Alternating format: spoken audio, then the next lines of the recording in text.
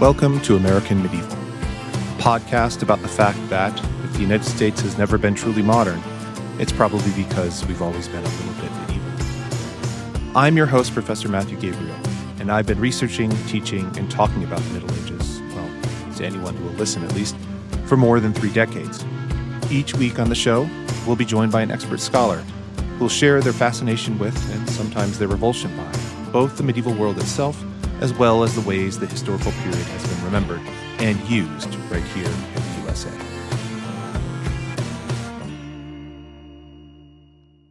All right, welcome. Our guest today is Brett Whalen, who is a professor of history at the University of North Carolina at Chapel Hill. Brett and I have known each other for a very long time. We work on kind of similar stuff. And so it's a real pleasure to have you on the podcast. Welcome, Brett. Yeah, thanks, Matt, for having me. Yeah, no, my pleasure. So, as you were saying earlier, I never did invite you on the old webcast Drinking with Historians, and so I hope you will forgive me. This will make up in some way for it. So, yeah, but we're not drinking, so. Well, I mean, this is a podcast. Nobody knows that. That's true. So, even though it is, who knows what's in this orange juice I'm having right now? It could be a mimosa. Right. That's right. It's always a party on American Medieval. That's not my tagline, but maybe it should be my tagline. Anyway, so we'll just kind of start off. This is kind of the generic starting question that I like to ask all of my guests, and it involves time machines. Oh, good. Because I know that historians have kind of, well, at least I think most historians have kind of complicated relationships with time machines, right? Or complicated attitudes towards time machines, I should say. Okay, but for the moment, let's pretend that you, Brett, have a time machine. You get to go back into the past, but you're going back into the past to tell a childhood version of Brett Whalen that someday you're going to grow up to be a medievalist. How does child Brett Whalen react to that news? Probably, what's a medievalist? Would be the first thing. I think Brett Whalen, childhood, though, would be, once I explained what I meant, would be excited because I still remember taking a book out on Charlemagne from the kids' library, the children's library, the Kellogg Hubbard Library, shout out, Montpelier, Vermont, Children's Library, where they had a book on Charlemagne that I think I looked at when I was like 8 years old. Okay. It was one of these books for kids with lots of pictures and larger font. There was also a book on how to make castles out of paper mache that I thought was pretty cool. I remember that book quite well. Okay. Did you make a paper mache castle? I sucked at it. I tried, and they looked so good in the book, the sort of diagrams. And mine, I think I started out with this like Roman fort that kind of went through historically, and it seemed like the easiest one to build. And I never got past the like simple Roman encampment that would have been out, out in like Germania somewhere. So I never graduated to the like large, 12th century style castles. But I think the young Brett Whalen would be like, cool. Okay. But, well, I want to know if you've ever mastered paper mache castles yet in your career.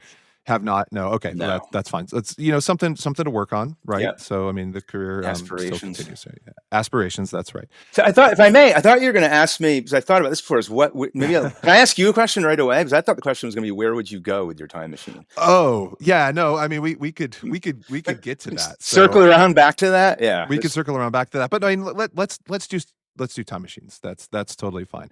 So flipping the script here, asking the host the question. So I've said this before on other episodes, but I mean, the first thing I would do with the time machine actually is I would probably, in reality, destroy the time machine, because the idea of traveling to the past is just like not an exciting thing for me. I like indoor plumbing and heat and vaccines and things like that. I think those things are pretty great. Not to say that people in the past couldn't live full, rich, enjoyable lives, but still not for me.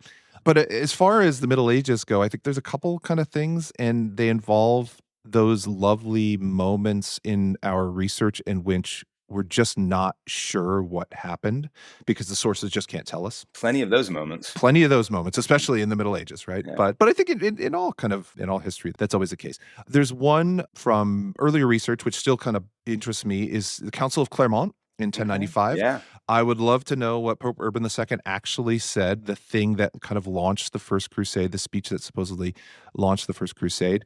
That, I could just kind of maybe blend into the crowd and just kind of listen in the back, really put my oral Latin to the test at that moment. I like it. But the other one, too, is one from my recent book with David Perry from Oathbreakers, in which we talk about, like the plug there. There you go. Yeah. Nice work. is there's a council at that moment, right towards the end, right before the Civil War breaks out, in which things really seem to be going Louis the German, one of the sons' ways, one of the sons of Louis the Pious's way. And then there's a council in which he and his dad, Louis the Pious, have this immense falling out, and it leads immediately to Louis the German going on revolt, Louis the Pious changing his entire imperial policy to reorient it towards another son. And just like somebody said something at that thing, I would love to know like what happened, because like even on his deathbed, and we talk about this in Oathbreakers too, like Louis the Pious, bishops are around him, he's lying, kind of, he knows he's dying, and the bishops are like, do you have anything you want to kind of get off your chest? Like, do you want to forgive your son and meet God with a clean conscience? And Louis the Pious is like, no, thanks. Screw that guy. Yeah. So something happened there. But what about you? Like, let's. I just want to go to a Led Zeppelin concert circa 1969. And then I've thought about this before. Led Zeppelin, maybe Bob Marley. Okay. But then second, and this is a segue of sorts, I don't know. I think I would go back to look to like see Jesus. Okay. I just want to check that out after the Led Zeppelin concert. In that order. Led Zeppelin first, Jesus second. I mean, priorities. It is important to have priorities. Yeah. So, like, did you mention like kind of what era Led Zeppelin first? Let's start at the most important thing. So maybe 1970, Okay. Yeah. Right around Led Zeppelin 3, maybe. Yeah. Okay. Oh, okay. All right. I mean, the kind of standard answer would often be Led Zeppelin 4. Yeah. But no. I'm a Led Zeppelin 3 guy. You're a Led Zeppelin 3 guy. Okay. Yeah. That's always my first cassette I ever bought, dating myself. Yeah. Cassettes are, I mean, maybe I should do an explainer in a separate episode of what a cassette is. That's almost medieval history. Seriously. But okay, so Jesus. So because you are working on a project right now related to the cultural history of Jesus. So the way that Jesus has been understood throughout history. So is there a particular moment or anything, or just kind of in passing, you just kind of, in Bethlehem and Jerusalem, Nazareth somewhere, you just like want to see him walk by, or do you want to see a particular event that has been retold through history? That's a good question. Yeah. It'd be tough to know which events would be locatable in the past or not, I guess, first of all. But I don't know. Yeah, Sermon on the Mount seems like an easy one, but maybe raising Lazarus. I mean, that seems like a pretty big one. Yeah. Like what was going on with the raising of Lazarus from the tomb. Sure.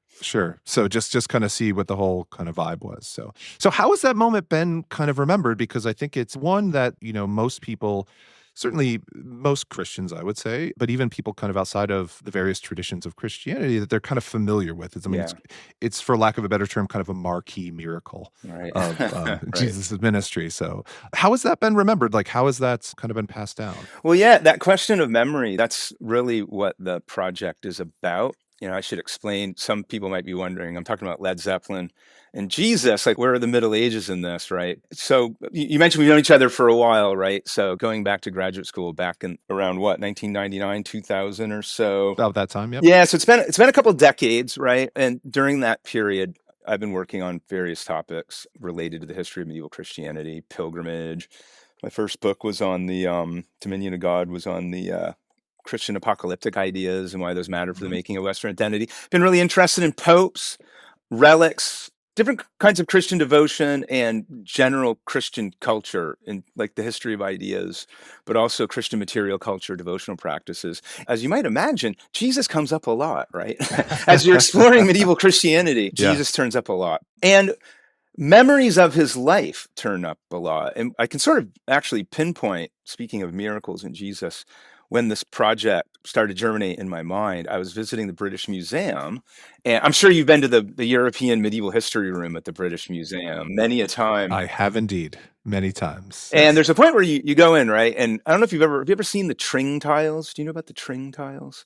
I probably have, but the name isn't ringing a bell. Could you refresh my memory? So, yeah. You come in and like on this one wall are a series of glazed tiles, probably from Herefordshire from the 14th century. Okay. They're easy to miss. They're kind of pinned up on a wall as you kind of come into one of the doorways into the, and and the Sutton Hoo Man, is right there. This like iconically famous Saxon, burial treasures. So it's easy to miss them, but they show scenes from the life of Jesus. And I distinctly remember there's maybe like 6 or 7 of them. A couple of the tiles are also at the Victoria and Albert Museum, which I've had a chance to look at as well. Okay. They're split up. I was at the British Museum. I glanced. I was like, okay, great. Some scenes from the life of Jesus. And I noticed that they showed him as a child, as a kid, probably like 8, 9 years, 10 years old, right? Hmm. I almost walked away, but kind of paused and was like, wait a minute, I don't remember much in the Gospels about, Jesus being a teenager, basically, or a young child. And I took a closer look, and maybe you can imagine where this is going. The string tiles were representing parts of Jesus's life from the apocryphal infancy Gospel of Thomas, which is one of these books, apocryphal, or hidden or secret biblical texts that never made the Yeah. cut for inclusion into the canonical or official Bible, right? But still hugely popular, right? But hugely popular, not to be Yeah, yeah, confused with yeah. some of the Gnostic Gospels, which that would be a whole separate show, right? These Gospels Yeah. that became viewed as heretical by mainstream church authorities, and were like, some of them were literally buried in the desert in Egypt at Nag Yeah. Hammadi, where they were dug up in like 1945, and led to this kind of revolution in understandings of the diversity of ideas about Jesus. These apocryphal books I'm talking about, like the infancy Gospel of Thomas, were never deemed heretical per se. They were never banned. They weren't official enough to make it into the Bible, but they were really popular. And one Hmm. of them shows Jesus doing childhood miracles, right? Maybe I'd go back and check this out, actually, then, instead of the raising of Lazarus, where Jesus says raise. So one example of raising someone from the dead, there's a neighborhood kind of bully. Jesus is playing by a stream. He's making some pools of water. The bully comes along and basically wrecks his pools of water, and Jesus, he basically gets like smote, smitten. He gets blasted dead, Yeah. right? And Yeah. then his parents complain to Joseph and Mary, and Jesus brings him back to life with a kick in the ass, basically. And it shows it on the string tile. Jesus is kind of kicking him in the rear end and bringing this kid back to life. And so you get a vision of Jesus that is quite different from what you might get in the canonical Gospels of Matthew, Mark, Luke, and John. And that got me to wondering, like, wow, how are people remembering Jesus in the Middle Ages? What sort of stories are being told about him? Yeah. How is it being represented? And how did that change across the course of the Middle Ages? And what are those changes and ideas and visions of Jesus? What do they reveal, right, about medieval Christianity? So that was really the genesis of the project. Yeah, and I think that's, I mean, so having taught for a long time in a religion department, one of the things that we often confront in our teaching and in the courses that I tend to teach is that the idea that religion is immutable and Hmm. unchangeable, that it hasn't changed. As trained historians, like we always confront that things change over time. But religion being part of those things, that the idea of who Jesus was or the representation of him, I think is sometimes difficult for people to kind of wrap their heads around, right? I agree.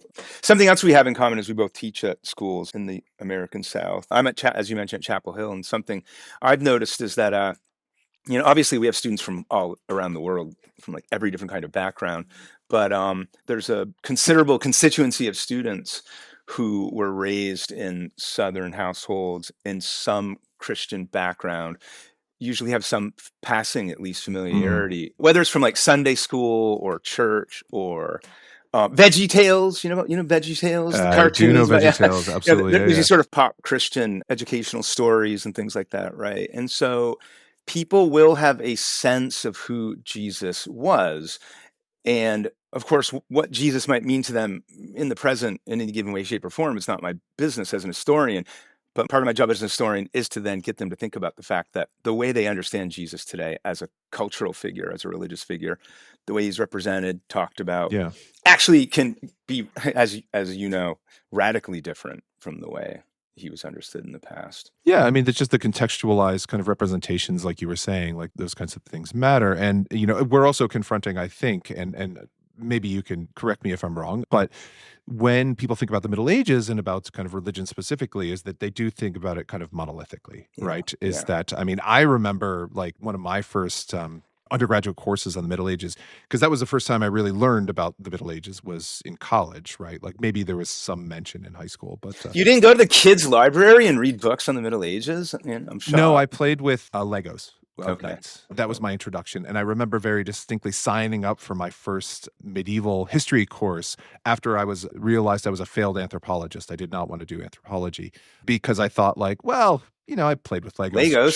Sure. Knights, castles. I know that kind of stuff. So, and Great. then it turned out to be quite different. That's as good a reason as any. I mean, yeah, like why do people choose courses in high school or majors or something like that? So who knows? Sometimes they have good reasons. Sometimes they have parental pressure, and sometimes they want to be Indiana Jones, like I did. And don't have, haven't Something really else we thought have in about it. common. But anyway, There you go. Yeah. Yeah. Yeah. That's another kind of career aspiration. I have not made that. So I remember in one of the first lectures about the Middle Ages, like learning that like the early medieval Jesus was a certain way and the late medieval Jesus was another way. Kind of a relatively famous, at least for medieval historians, conceptualization of medieval religion from R.W. Southern, among others. Yes, but then there's a lot of nuance, and so this is a long segue to get back to the Apocrypha, which covers those. A lot of them, not all of them, of course, kind of cover the childhood, the teenage years of Jesus. Like when you're doing this research, like have you found the interest in the Apocrypha? Has that been kind of consistent across time? Is that something peculiar to the Middle Ages? Yeah, it's a great question. I'll sort of step back and explain how I wound up in the Apocrypha. I saw that 14th century representation Yeah. of apocryphal stories, which that was like my first clue that these apocryphal stories were still circulating in the Middle Ages and were quite popular. And you mentioned R.W. Southern. I'll just jump in and flag. Yeah, there's this idea. I mean, going back, this is like in the 1950s in the making, classic book, The Making of the Middle Ages. I want to point out. Let me pause you for a moment. Neither of us are that old to have read it originally. But no, yeah. I don't remember, but I do remember that book was assigned when I was an undergrad at UVM. We read that book, so it was still in the very early 90s. It was still out there. At that point, when I dove into the topic, I became aware of this argument, right? That Jesus during the early Middle Ages, so, post fall of Rome, and this is a podcast, so people can't see my scare quotes I'm making around fall of Rome. But Sure. this idea of, the end of the Roman world, heading into the early Middle Ages, was a period where Jesus was viewed as a kind of distant, sovereign power lord, a savior suitable for the dark ages, so to speak, right? As a kind of a mysterious, distant figure, much like a king, ruling from on far. And Southern argued that when you get to the 11th century, you start to see with figures like Anselm of Canterbury, this famous monk who's writing theological texts about the incarnation and why Jesus became a man, but also writing a series of emotionally laden prayers and meditations. That Anselm's work is a signal of this new interest in the human side of Jesus Christ. Yep. This is what you're referring to before, right? Sometimes called the Southern thesis. And medievalists really ran with that idea over the past, 70 years at this point, that there's an outpouring of new interest in Jesus' humanity, which a lot of times involved a focus on his suffering particularly. And there's been a lot of medieval history written about representations of Christ as a suffering figure in the late Middle Ages. And some of the people listening to this podcast, if you've ever been into a museum collection of medieval European art, and you've seen one of these pictures of Jesus just like drenched in blood, right? Streaming down his body, crown of thorns, prominently displaying the wounds in his hands and feet. You might have a sense of what I'm talking about. I should add, when I first thought of this project, I figured I would start around the 11th century and go up till around the end of the Middle Ages, say in the 1400s, and kind of re-engage with this idea of the human side of Jesus. But the more I did that, the more I kept getting sort of dragged back and interested in earlier medieval representations of Jesus, and realizing the idea that there was this absolute shift from a kind of an early medieval Jesus to like a higher late medieval Jesus, from an epic distant Jesus to a human one, wasn't really telling the whole story. And then needing to really understand even the medieval background to ideas of Jesus, I eventually was like, there's no way around it. I need to go back and start reading Christian apologetics from like the 2nd, 3rd century, and reading church fathers, right? And getting into the late ancient world of early Christianity. And then just recently I figured, well, I've done 1,500 years at this point. So why not just go the extra 500 years and bring the project up to the present and do a new cultural history of Jesus really over the last 2,000 years. This is a long-winded way of getting back to your question. Like the Apocrypha, as an example, these Bible stories about Jesus' childhood are written back in like the 2nd century, 50, 60 years after the canonical Gospels. So in the 100s, they are in circulation in late antiquity. They get updated, they get revised, thinking about the Carolingian era. There's the it's called the Proto-Gospel of James, is another real popular apocryphal story text. Dates to probably the 2nd century. It details Mary's life. And by the way, when you're talking about medieval Jesus, Mary comes into the picture a lot, not surprising. Oh, yeah. Talks about Mary's childhood, her conceiving of Jesus, and then adds all sorts of interesting details to the birth story of Jesus, like the presence of the ox and the ass that we always think of when you see the ox and the ass in the manger scenes. The ox and the ass are not mentioned in the canonical Gospels. Those come from the Proto-Gospel of James. It also features midwives that are involved, that Joseph grabbed some midwives to help out with the birth, which is another thing you'll see in Christian representations of Jesus' birth scene throughout the Middle Ages into the early modern period, Yeah. right? So some of these elements from Pseudo James, which then gets updated in the Carolingian era in the 8th century, it's called the Gospel of Pseudo Matthew.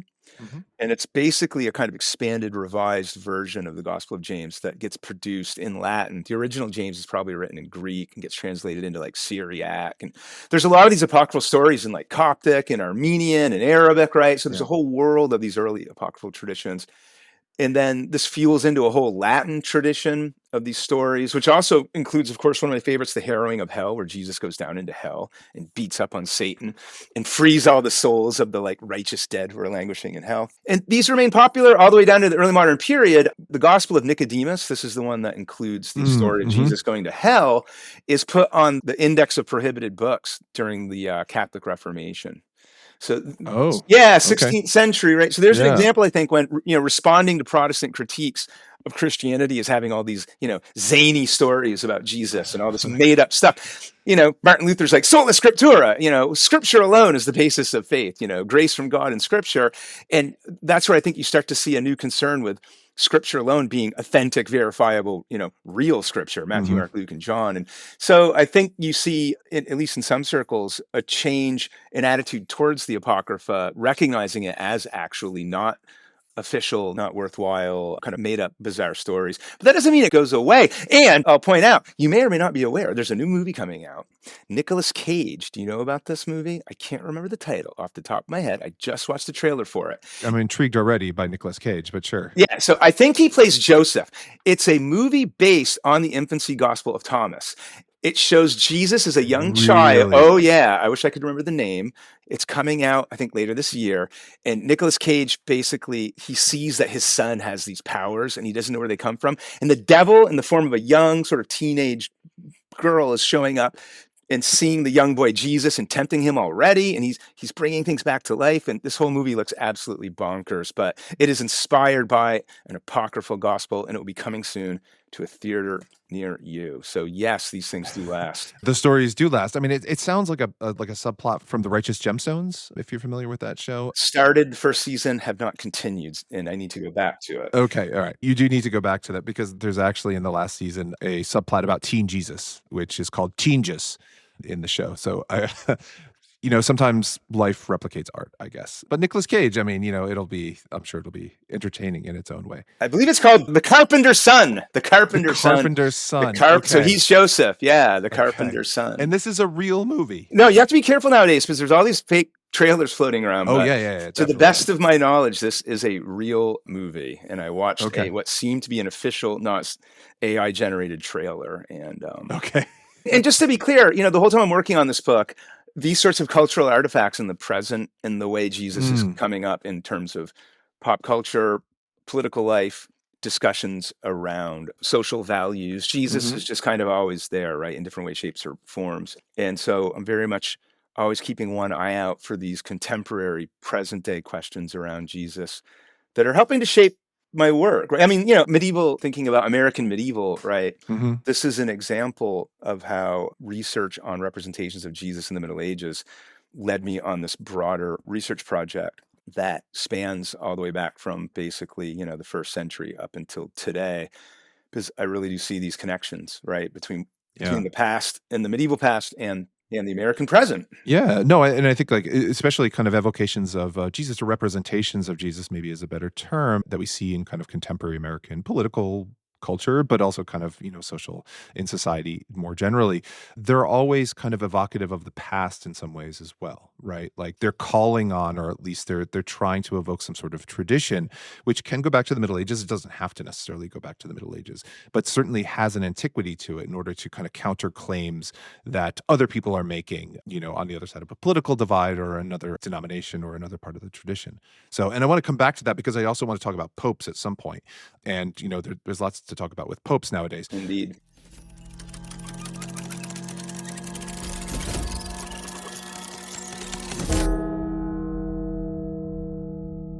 Thanks for listening to our podcast, American Medieval.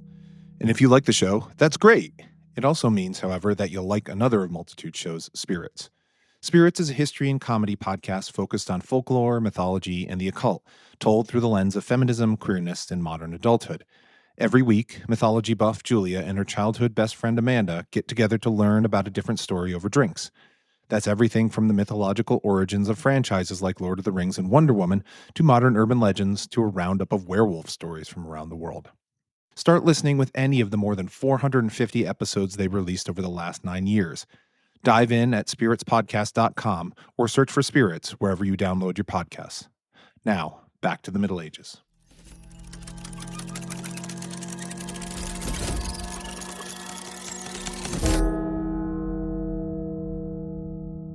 Something you just mentioned, just kind of in passing, is the variety of languages that you're needing to work with in order to put this tradition. Because I think sometimes, and I certainly encounter this, and I'm sure you do as well, is that a lot of people's assumptions about the European Middle Ages is it's just Europe, it's just Latin. And that's just not the case, right? That's right. And so, again, as you might recall, again, referring back to the fact we've known each other for a while, back to the graduate school days, the main research language I trained in, I believe this is the case for you as well, at first anyway, was Latin, right? To read these medieval documents in Latin. And of course, when you get to the later Middle Ages, you've got documents in Middle High German and French and Middle English. So all the vernaculars start showing up, the European vernaculars. Yeah. And, there's people writing in Saxon vernacular back in like Alfred the Great's time period. But Latin was the key research tool, particularly if you're interested in church history, right? I mean, whatever's going on with the vernacular, the vast majority of your documents are being written in Latin throughout the Middle Ages. But to your point, and I should be clear, I don't read Coptic or Armenian, but I figure at this point in my career that I hopefully gain the kind of leeway that I can responsibly work with sources in English translation, right? And that's what I'm doing because I am well aware, and as my research has continued, that Christianity is very much a global phenomenon. Now, it's interesting, right? In the medieval era, let's say around the 11th century, Christianity plays a distinctive role in Western Europe and in the Byzantine Empire, for example, but also say in a place like Armenia, for example, where the ruling authorities over that society are Christian, right? This is where the idea of Christendom comes in to play, that you have these Christian societies where Christianity is the dominant religion and is the religion of the ruling elites who are in positions of power, be they like ecclesiastical or clerical, be they worldly powers like, kings or counts or emperors and figures like this, right? There are Christian communities in the Middle Ages throughout Persia, North Africa, the Middle East, and as far afield as Central Asia and into China, right? When you get to the later Middle Ages. So part of what I do want to do with the book, and I had the chance to go to Armenia just this last June, actually, and visit. Yeah, it was an interesting experience. I'd never been to that part of the world before, and I visited a number of these different monasteries that were typically, because Armenia, as a lot of the listeners might know, the Armenian king, a kind of semi-legendary story. I mean, a lot of these stories of how kings convert are often semi-legendary, whether it's Constantine or Clovis or Tiridates, right? The Armenian king converted to Christianity. And historically, Armenia did become an area ruled by Christian kings in the 4th century, maybe even a little bit before Constantine, the first Christian Roman emperor as we see him. So, visiting Armenia and traveling around visiting these monasteries was a great chance for me to really touch base with and encounter what you just said a minute ago, right? That we can't think of Christianity as an exclusively European phenomenon during the Middle Ages, or forget about the fact that large areas of Spain were, for much of the Middle Ages, majority Muslim, or that there were Jewish communities living throughout different parts of medieval, in Christendom, throughout the Middle Ages. But still, the idea of Christendom continues to fascinate me. The idea, not necessarily the straightforward historical reality, but the idea that you're in an environment where Christian values, Christian ideas, Christian institutions, and by the way, then ideas about Jesus Christ are really woven into the fabric of power and the fabric of political life in a way that sets the Middle Ages apart from what came before and what came after. I think that's absolutely right, and it seems to make a lot of sense, and it's something that I mean, even just me, who my research kind of focuses almost exclusively on Western Europe, is just being attentive to the fact that even when we're talking about, like you said, kind of the 11th century, just for example, is that ideas about what it means to be a Christian, what theological questions are important, the resolutions to those questions, they are happening in vernacular languages, but mostly in Latin, but with also an attentiveness to texts that are being written in Arabic because of what's happening in Iberia, and a large percentage of Christians who are living under Islamic rule at that time, or just speaking Arabic as their native language. Greek, Armenian, Syriac, Coptic, all those languages of the Byzantine Empire at the same time, because the West is in constant contact, are very, very much aware of what's going on in Byzantium. And then, even a little bit later, especially like one of the largest, most powerful Christian kingdoms in the Middle Ages is in Ethiopia. Yeah, down in Nubia and Ethiopia. Yeah, that's right. There's some wonderful research by Verena Krebs, who's done some work on that, about how like Ethiopian kings would send basically kind of tourists into Europe to look at this kind of backwater, right? And kind of report back about like, look at the Hicks up there, as opposed to our wonderful, powerful kingdom. And I'll just jump in and add some of my more recent research in the 16th century. I'm just starting to dig in a bit more to this other moment where you see the Portuguese having at this point come around, the south tip of Africa, and getting up and encountering Ethiopians and having these discussions about their Christianity, where you've got, like, in the 16th century, this would be more early modern than medieval, right? And seeing this moment of exchange and encounter between Ethiopian Christians and European Christians as they're trying to like figure each other out, and in this different context of the Portuguese showing up, on the east coast of Africa in the 16th century. Yeah, there's the reality of kind of Christianity becoming a global religion, like a truly global religion. Yeah. Oftentimes, and in fact, mostly kind of not in a really great way, like, forced conversions and European colonialism kind of bringing Christianity with it, but also encountering kind of native Christians that Europeans themselves kind of weren't aware of. I mean, Christians had been, and medievals were aware, of course, of like Christians in China, for example, because they sent missionaries out west, and there were Nestorians, that were Nestorian Christians who were there as well.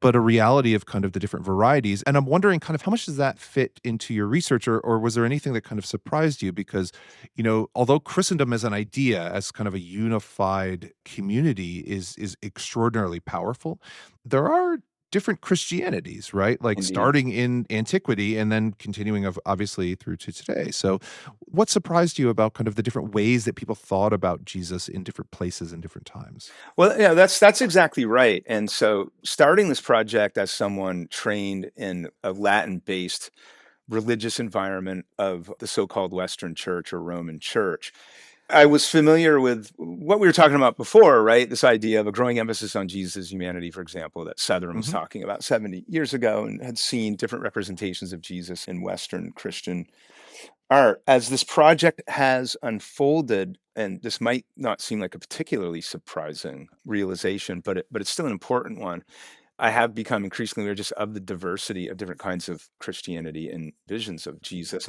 And I should mention one book here is Yaroslav Pelikan's book, Jesus Through the Centuries, that is probably in some ways the closest to the project that I'm envisioning here.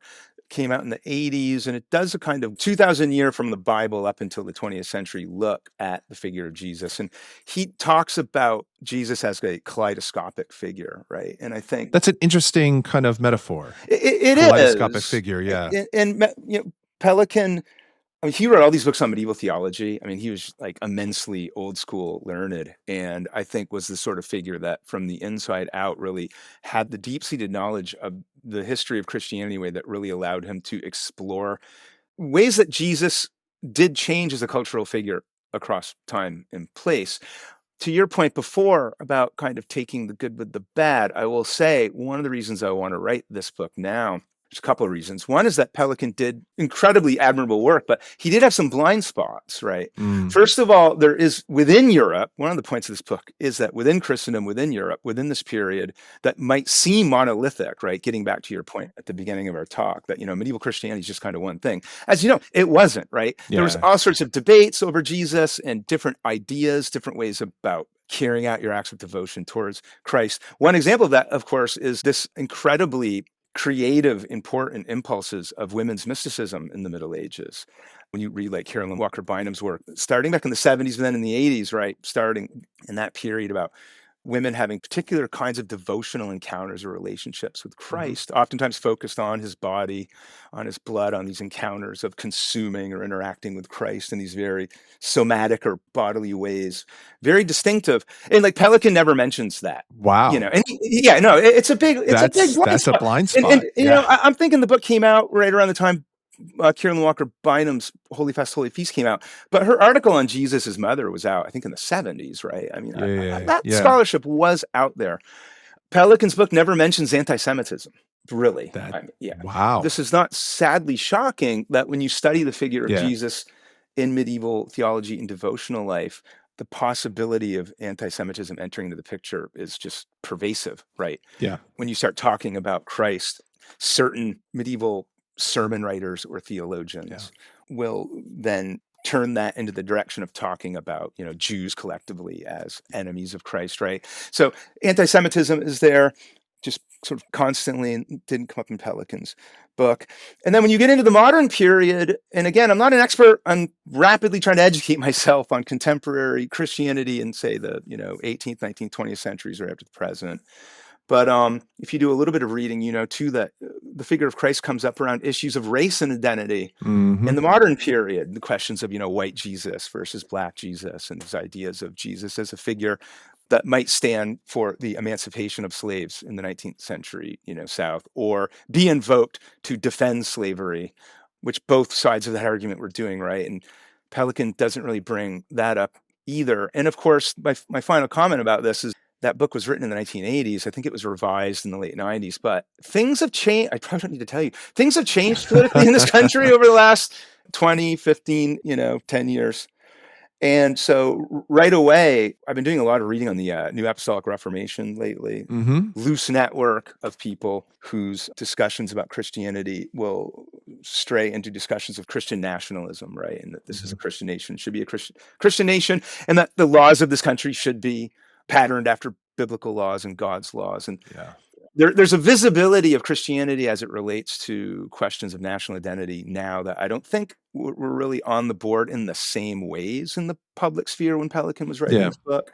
So all this is to say, you asked this question, I guess, that I did also, of course, become aware that figures of Jesus can be found not just in Europe, but really all around the world, right? I mean, there is a need to be attentive to this kind of global dimensions of Christianity. And that, if you want to see fast-growing Christian churches, go to Africa right now, right? Sure. And I still need to do more work on this, right? I want to know more about representations of Jesus in contemporary African Christianity, because I think there's a lot of interesting things happening there as well. So there's a global history here. There's a long-term history. Yeah. And I think there's a history that I want to say in this book, right, that Jesus has inspired some sublime works of art, right? I had a chance to go to the Arena Chapel and see Giotto's early 14th century frescoes of the life of Christ, UNESCO World Heritage, amazing masterpieces. But then, as you know, you've studied the Crusades, right? In the late 11th century, people put crosses. And again, Pelikan doesn't really bring this up either, right? I don't think the Crusades really come up in the book. People put crosses on their clothing and start attacking Jews in the Rhineland and marching to Jerusalem, killing Muslims in the name of Jesus Christ. So you need to take that kind of capacious look at Christ's place in culture. Yeah, no, and I think that there tends to be, when you're writing kind of larger histories like this, like I did with David in the Bright Ages, like you've done in some of your other works, like when you're taking kind of a meta view, a much longer view, is that there tends to be a flattening, right? And so it really needs to be a conscious attempt when you're talking about the Middle Ages generally, just to reveal the nuance that's actually there. And that goes back to kind of the monolith idea that we were talking about earlier in some ways. But then it becomes kind of, hyper problematic when you get into kind of modern moments as well, when you're talking about kind of the way that people are remembering the past.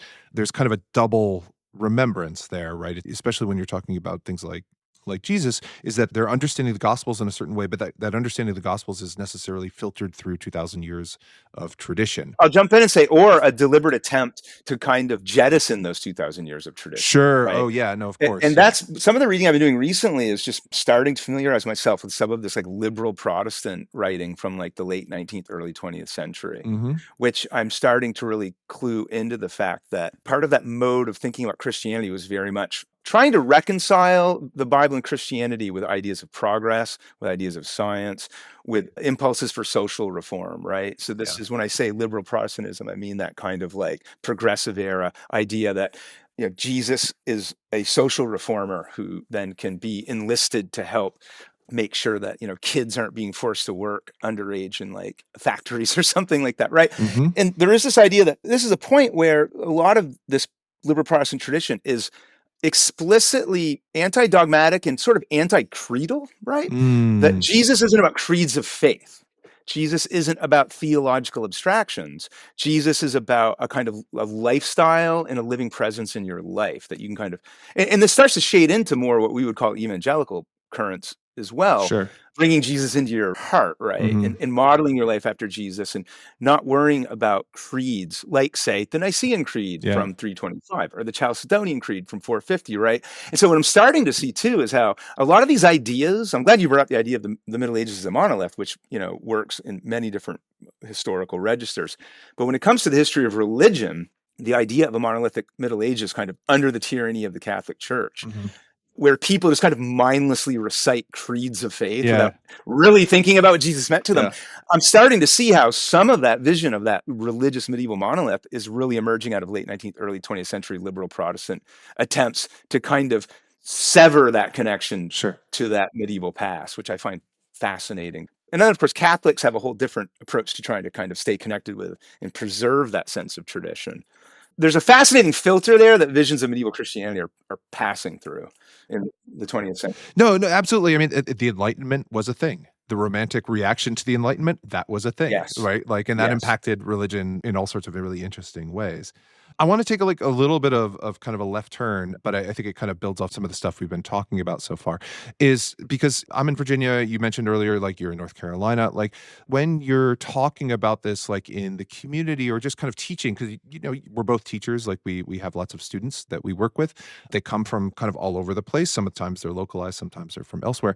Like, how are they thinking about the Middle Ages? Do you sense that they're coming to this in North Carolina for you kind of with a set of presuppositions that you are having to kind of knock down? Or again, this kind of idea of the monolith, for example, or are they kind of much more kind of nuanced in their way of thinking about the past? So I've been teaching at Chapel over 20 years, and I teach a large lecture class with, say, 150 students, and then I do some smaller seminars as well. And so I do feel like I can speak particularly to the student body. And I will say, like, I think by state law, it's like 80% of the students are from in-state, Okay. right? So Hmm. again, I mentioned that kind of demographic of a lot of the students are coming from in-state. Then of course we have international students from all around the world. But I do feel like I can generalize a bit about the sort of average student that shows up in one of my medieval history classes.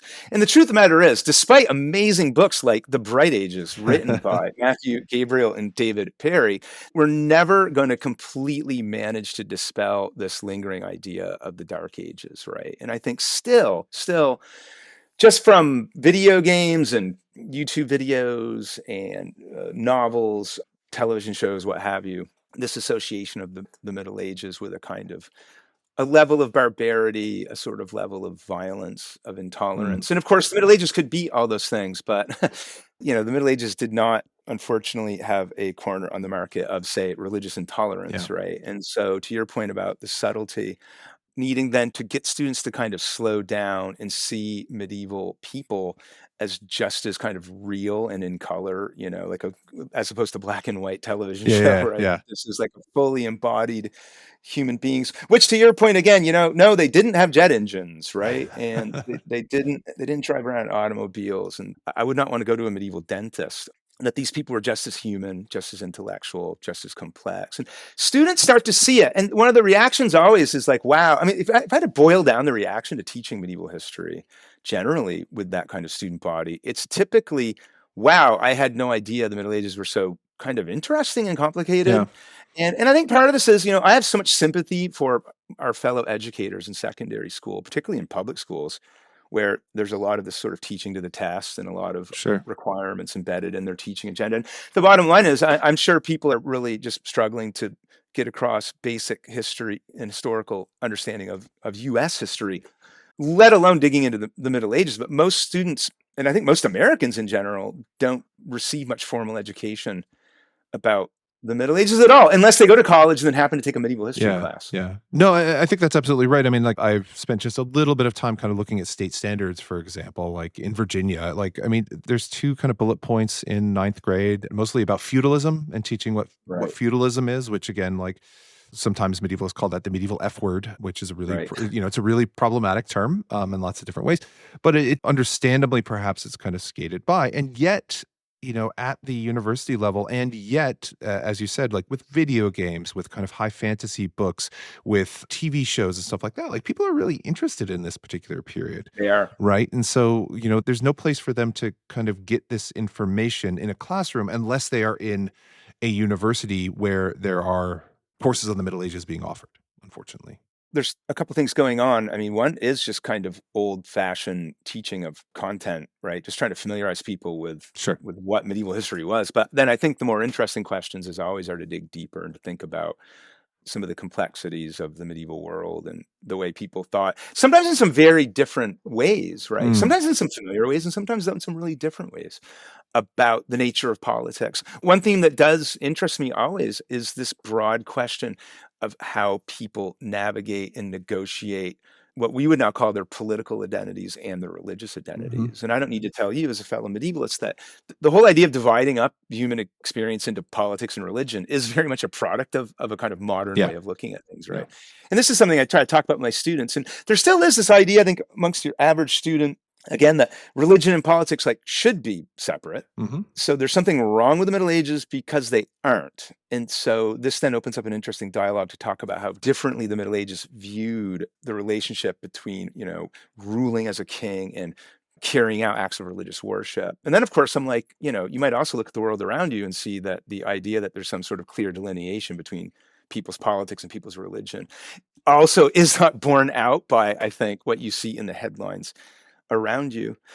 Speaking of international students, I've also had some fascinating exchanges with international students who have come to the United States from China. Okay. And they are not raised with, generally speaking, a kind of U.S. Southern Protestant inflected background, but really do actually have this idea that there should be no religion at all in the public realm, basically. Sure. Right. Yeah. So that's been kind of fascinating, a different intellectual exercise of the historical imagination to be like, I understand what you're saying, that you view this kind of absolute separation of religion from public life, but let's try to imagine a time back in the 12th century when the relationship between religion and politics looked very, very different than what you're imagining. So regardless of the student's background or where they come from, typically they don't have a well-developed sense of what life looked like in the Middle Ages: intellectual life, cultural life, religious life, political life. And that's where the fun conversations start, to try to help guide them through that.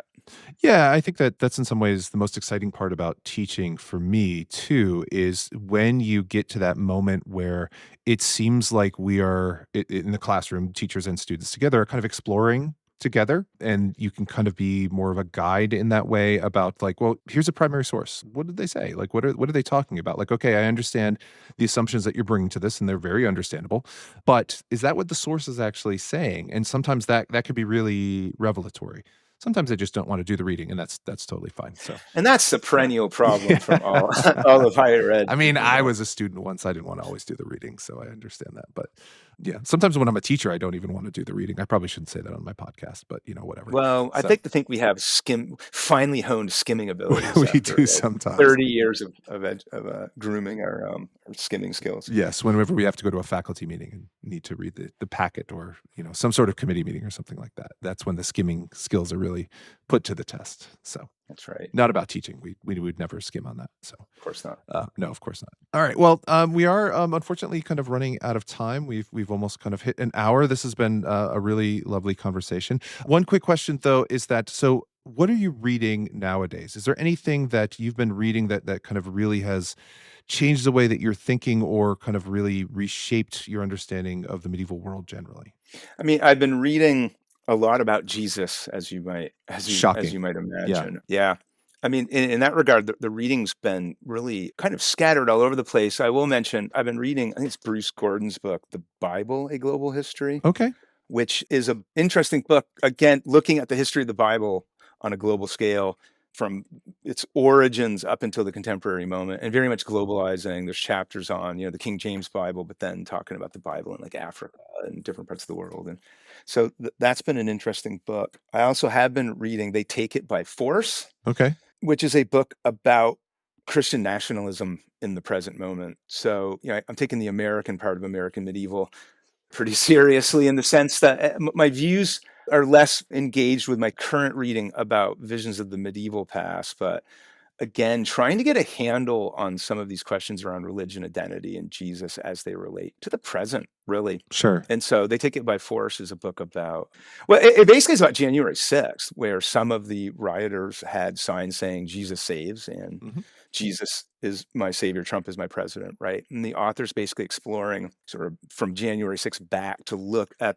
certain strands of evangelical Christianity in this country that have fueled the sort of Christian nationalist networks that seem to play a pretty important role in what happened that day on January 6th. Yeah. I can't remember. This is the problem with reading on your Kindle. I don't know the author's name off the top of my head because you don't see the book cover. No, you don't have to page through it every time you open the book, right? So No, yeah. so the author's name is not on the tip of my tongue because I blame my Kindle, but that's one of the other books I'm reading. Oh, okay. I found too, like even when I'm doing kind of really highly specialized research on medieval period, is that reading widely is really helpful to me, Yes. just to think about different ways of telling stories about the past, but also different ways of understanding the complexity of kind of people. And I think that that goes to teaching as well, is that I think it's very useful to show how people are complicated and messy and unpredictable, but understandable in all sorts of ways. Like the people in the past were no different. That's it. That's right. And your comment just made me think about a third book, which Elaine Pagels had that book. Speaking of like complicated histories and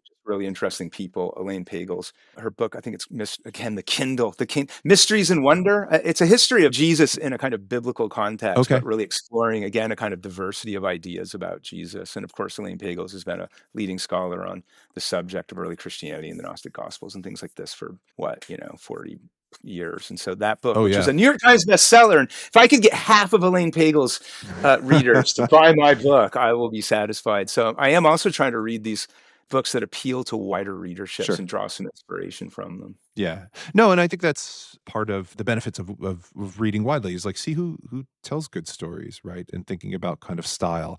Historians, unfortunately, and not just medievalists, but historians generally, like we are pretty good storytellers, but we don't think about style and storytelling enough. Well, we're trained a certain way. We are indeed. We are in grad school, and getting out of those habits of academic discourse can be challenging. They can be challenging indeed. So, but it's fun on podcasts though when you're just talking about stuff. It is. Kind of frees you up to talk about your work in less constrained ways. Yes, chatting is good. So, and it's a great way to learn things. So, anyway, this has been a really wonderful conversation. Brett, if people do want to get in touch or to find out more about you, is there a way that they can do so? I would say just Google Brett Whalen, Whalen. Brett with 2 T's, by the way. And UNC Chapel Hill History. My webpage will pop up, and then you can get my email. You'll find your faculty webpage. Excellent. That's exactly right. Wonderful. So, well, we are looking forward to the book when it comes out. Brett is also the author of several other books on the papacy, which we didn't unfortunately have time to kind of talk about. So maybe we'll have you back at some point in the future. But until then, thank you so much, Brett, for joining us. And thank you, everyone, for listening. And everybody have a great day. Thanks, Matt. Thanks for listening to this episode of American Medieval, proud member of the Multitude Podcast Collective. I'm your host, Professor Matthew Gabriel, and this episode was edited by Julia Schiffini. The theme song to American Medieval is from the song Sleeping Bags by OTE. If you'd like to support the show, get ad-free episodes, be inscribed into the Book of Life for being a kind and generous soul, and get some other neat bonus stuff, please visit us at patreon.com/American Medieval. Thanks again for listening. See you all soon.